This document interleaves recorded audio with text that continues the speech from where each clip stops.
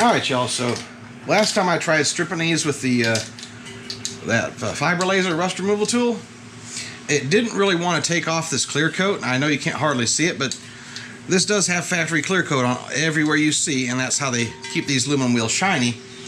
But that rust laser just goes right through it, and it doesn't take it off because it's just so reflective.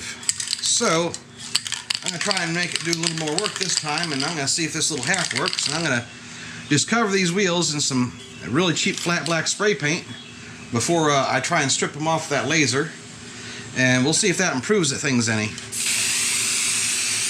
So I'm literally just going to dust it on here just enough so that it has something for that laser to pick up on and start burning.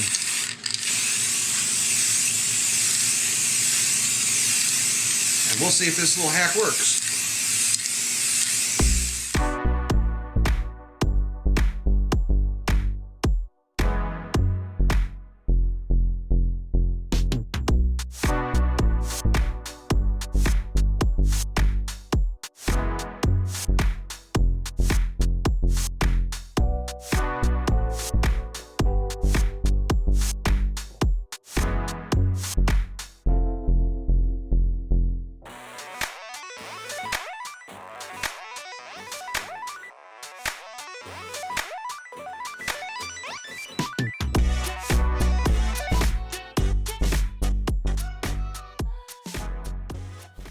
Alright, y'all, so as you can see, I've gone ahead and used a laser on that black paint on both of these to try and take off the clear coat, and it didn't work. I got to come off in a few spots, as you can see, that black there, but that was already after all the black paint had come off with the laser. So what I did was I put them in the powder coating oven last night, and I got these up warm enough to turn that clear coat yellow, and I'm going to see if that helps it come off, because the black paint didn't do the trick. Now you can tell the wheel here on the left has a bit more clear coat left on it than the one on the right, but you can see where I sanded through it a little bit. This one wheel here on the right, I'd also try just scuff a little bit to see if that would help it to come off, and that would get the laser started a little bit, but it took a while. And I think what was happening is it was actually heating up the metal enough to make the clear coat turn yellow, and it had not a whole lot to do with my scuffing it. So I'm going to see how it does with the clear coat now that it has been yellowed, see if it'll take it off now, because now it has some pigmentation or color to it, something to make it no longer clear.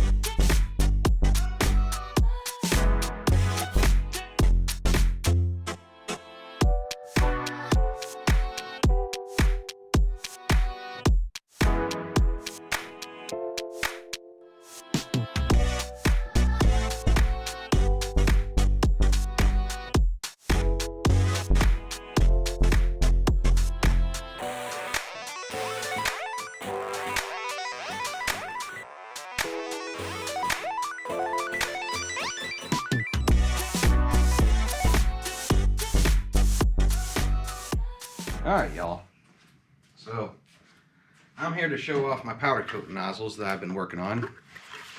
I do have these up on eBay. It took me many iterations to get them to a design I like.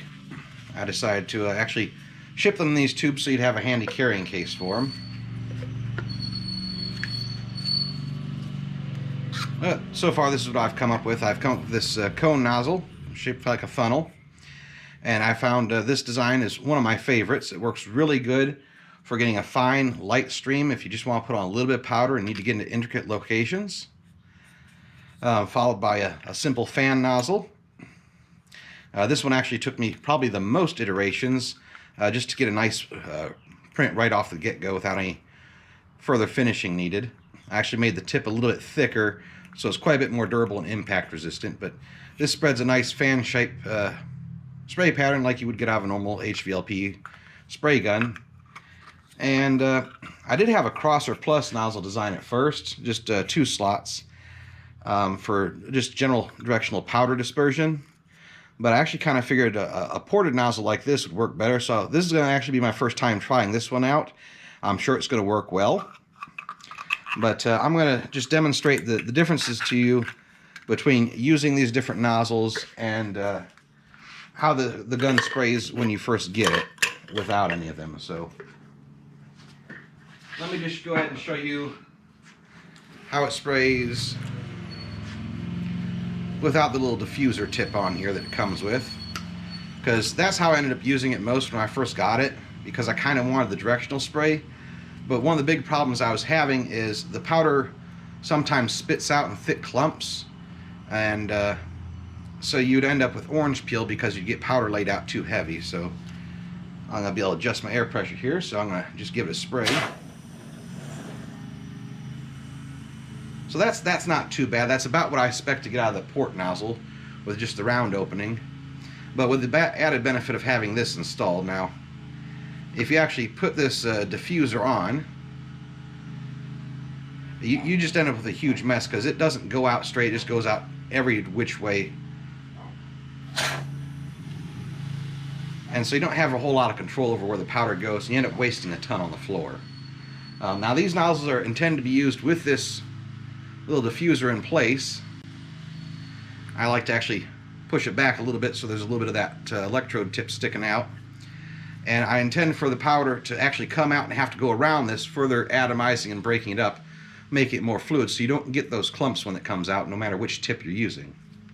So, go ahead and show how each of these nozzles spray. And right now I actually have a wheel heating up in my oven. Just trying to make it a little bit warmer, make it a little bit easier for the powder to stick. Our humidity is a little bit high at the moment. So I'm going to go ahead and show you this fan or cone, this cone nozzle first. I call it a funnel. Now these do just slide on. I made them nice, precise fit. So there's no threading or screwing. You put it on, a little bit of hand pressure.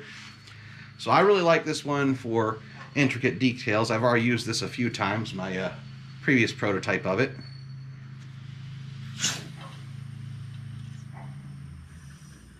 And there's that. I mean, that's a nice controlled stream. Very easy to get the powder to go where you want it. For bigger parts or flat surfaces, you might want something more of a fan shape like your standard spray gun for spraying paint would be.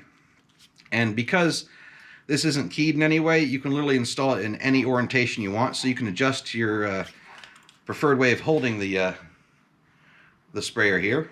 But I'll show you how this one disperses the particles. See that nice little fan action? This is probably the one I'm going to end up using for most of the wheels, but I really do want to, of course, try out this nice port one. Oh, that's better. Yeah. Nice, thick, heavy, direct stream. Just this one works better without the diffuser installed. Okay. Well, I'm going to see if my wheel's ready, and then I'll get back with you and maybe record putting this first layer of Super Chrome Plus on it. Alright, y'all, so this wheel here is actually about 175. It's just under 200 degrees in most areas. So it's not hot enough for flocking, but in this high humidity it should make this powder stick a little bit easier. I will be lowering the wheel down after I get the inside here coated, and for that I'm going to be using that fan nozzle. And I'll drop it down and use the funnel nozzle just for doing the top side. So let me go ahead and see if I can get this inside here coated. A nice even layer.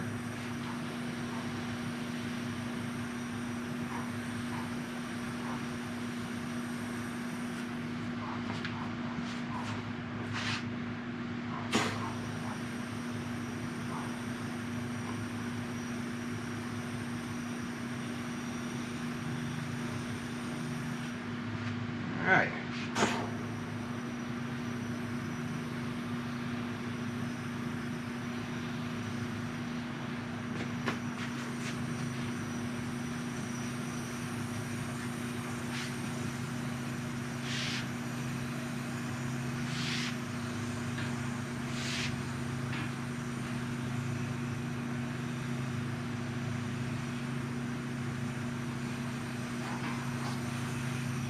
Alright. Actually, we're getting pretty good coverage, but I'm going to go ahead and drop it down a link so you can see the top side of it. And I'll get that top side and those intricate details with the funnel nozzle. You can see it's already melting out just a little bit. Let me get you down there to where you can see. That should be about in frame. You can see it's already flowed out a little bit, but I need this to be just a little bit heavier on there for what I'm doing. But I want to be able to have really fine control over the amount of powder I put up here on the top. Because if I get too much, I'm going to end up with a lot of orange peel. Don't get too little, I'll end up with a texture I don't want. So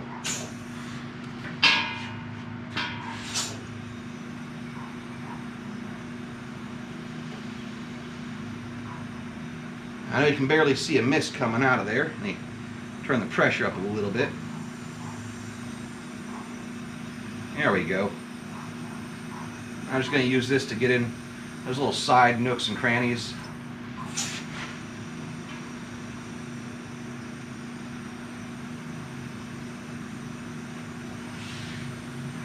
Right in around that lip there. Just all those hard to get to spots. Little crooks right in here.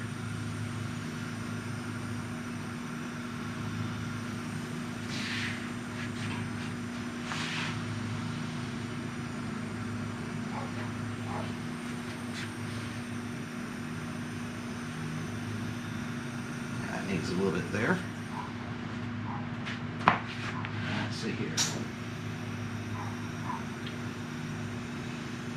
One thing to be mindful of is when you let off the trigger and you go to press it again, do not point it at your part, because if you have an air regulator like I do on your powder coating gun, which you should to reduce the pressure, every time you let off the trigger and pull it again, you'll get a strong burst, and that can make your coat a little too thick. So I always like to squeeze the trigger, point it away from the part, and then move over to it. That was one of the mistakes I was making before that was causing my orange peel.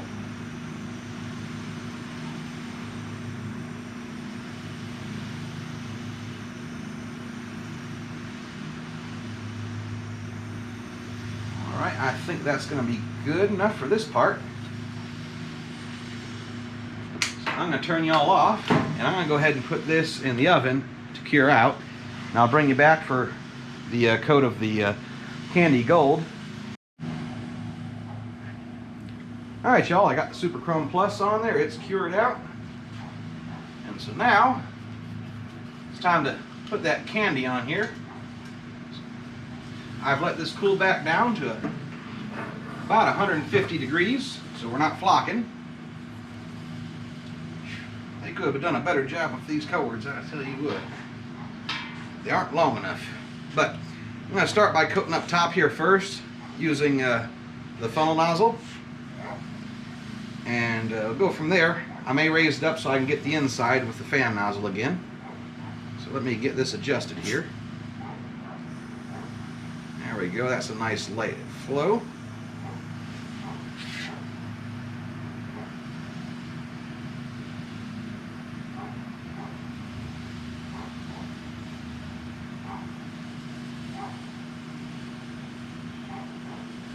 A little bit more pressure. There we go.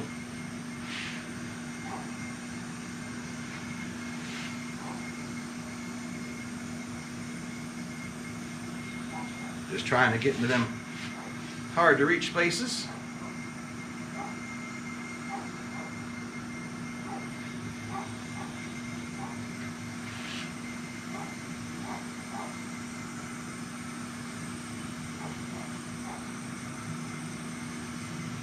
That hard stuff first. See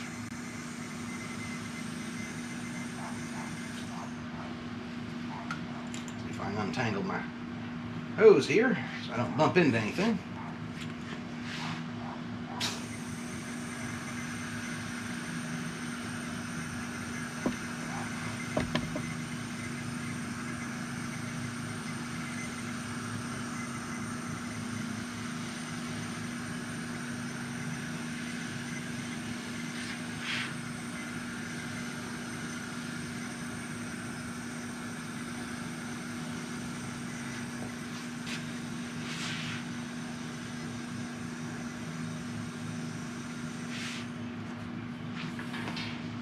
this side.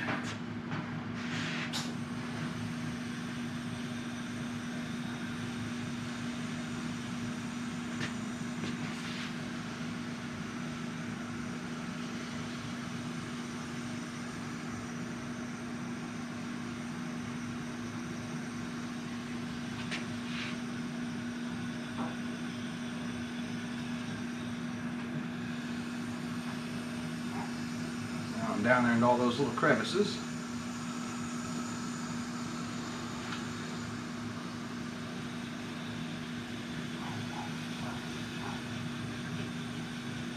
I feel like I'm chasing this thing around because the cords are making it spin with me, so I try and get it from one side to the other and it chases me.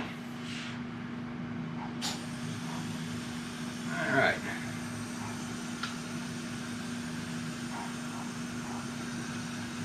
Looks good for up here, I think. Got a nice even coat. So I'm going to switch out my nozzles after I raise it up here. I'll get that other coat put on. On the inside. Now I don't need quite as much precision.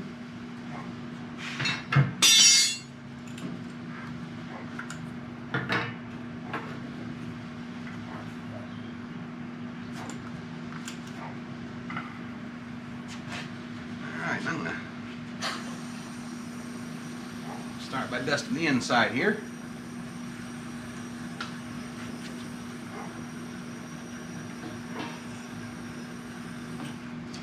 This will wrap around some more to the top, but it shouldn't wrap around too much, just enough to make it even.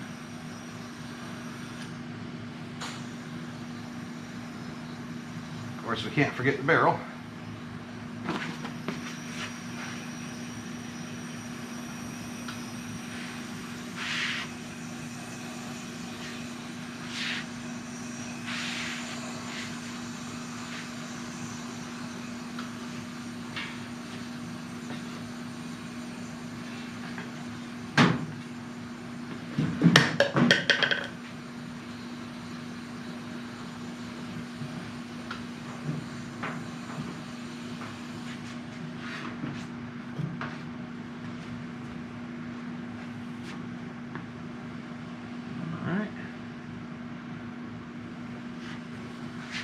Alright, let's get this clip off.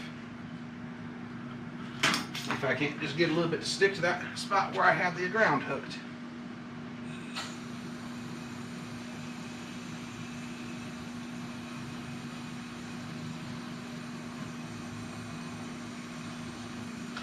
Alright, there we go.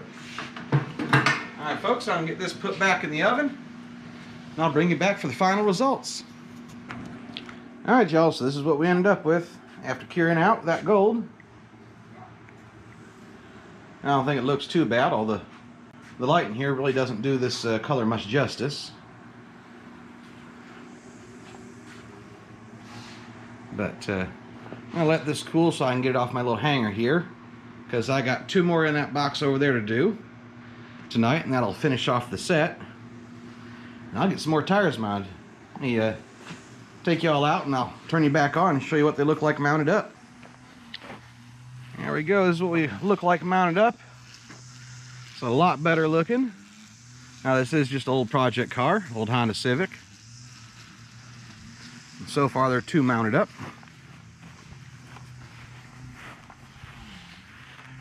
And I don't think they look half bad. Got a little bit better lighting out here, although the sun's starting to set, so we ain't getting as much reflection off that gold. But I'm going to get back to it. Hope you enjoyed this, and maybe you'll find some of them nozzles useful.